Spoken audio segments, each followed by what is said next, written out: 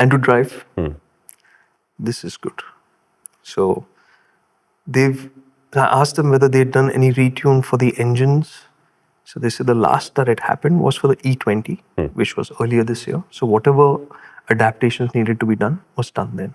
So if after that is only emissions, OBD2B, etc., whatever little changes have happened, that's it. So after that, they've said there's been nothing. Whatever was needed was done by then. They had to be compliant by April. Right. So that work was done. Now, the reason why I asked was because specifically you could see that they have not followed the same kind of pattern that we've seen with Nissan. And here too, the question was, would the Turbo+CVT feel smooth enough in city scenarios? And you immediately at lower speeds, you find that it does drive nicely. It drives easily. So this combination to me remains like a great balance between being punchy and being usable, and with this smoother kind of driving manners at low speeds. It's really a good combination. The downside to this, and it has always been, is that it's not going to be the most fuel efficient car in this segment. It's not going to be. Whatever the numbers are, I'll put them up on the screen, the claim numbers. We'll see what it is when we drive it again here. But I'll also put up what the numbers were the last time when we tested. So you'll have a ballpark of where it's at, but fuel efficiency is not the strongest point. While value on the whole for these two cars, both these siblings, has been their highlight, fuel efficiency has not been the highlight.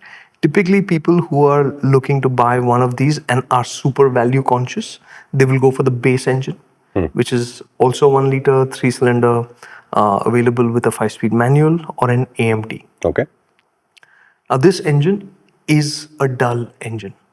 It's good enough for somebody who wants a tool to commute with. Got it. Typically, city use. You can use it on the highway as well.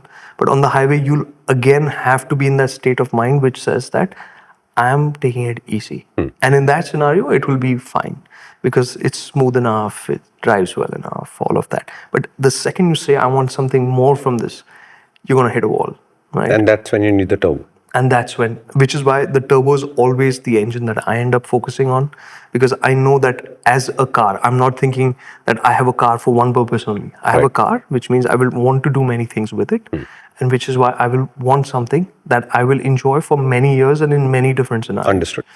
Right? So we only drove the turbo with the CVT just now, and credit to them, like when you go to sport mode, because it's a CVT, it changes the gearing also, right? Does this have steps in the... Yeah, so that's the other thing. So it also has that. So they call it the D step or something like that. So yeah.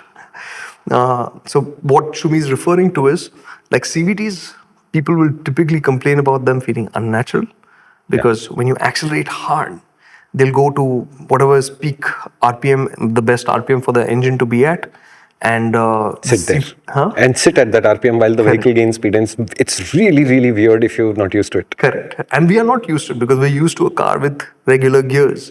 And that's suboptimal from an efficiency standpoint because the CVT can create infinite ratios, right? And the CVT keeps changing the ratios and the engine revs remain where they are. And that's happening. So what car makers have realized is that we as humans do not like this strange behavior, right? Because for us, it's strange. So CVTs now imitate gear shifts. So they'll hold one ratio, switch to another, switch to another, switch to another, like that, so that it feels more natural. And that's something we've seen even with the Creta, we've seen it with the Magnite, you see it here with the Kiger. So this is something that makes a car feel more natural, more predictable, and that's there over here as well. Now, the last thing remaining is the sound insulation. Again, what happened to the Magnite hasn't exactly happened over here. Okay. So the Magnite, one of the things that I remember was that it had the front windows. They had increased the thickness of the glass, right? They haven't done that here. But here, they have gone with the floor mat, the firewall, and the A-pillar. A-pillar, I think, was there even on the Magnite. But these other two things, they said, we've gone 25% increase in GSM on the sound deadening in both these, in all these areas.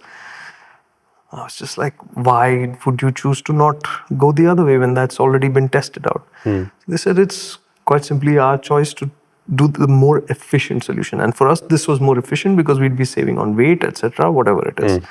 So, good news, it does feel like a quieter So the cabin. Europeans are saving weight while the Japanese are. Yeah, I know. I don't know what the sense in this is, but the point is they have gone different routes. I don't know how, right?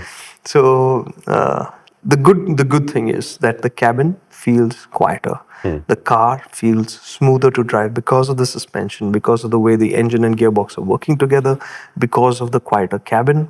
And in this, again, because of the glass, I was concerned about pass-by noise, but it didn't feel like an issue in the car while driving it around. It felt like a complete car. Nice. Right? In this clip, you've got a small sense of what the Renault Kiger is about, but to get a better sense of what it's really doing and who it's for, watch the entire episode of the MotorInc First talking about the Renault Kiger on the MotorInc app, because there you'll get the section called Questions from Circles, which means questions that the MotorInc fam has asked on Circles, and we've answered those. Those will surely be helpful.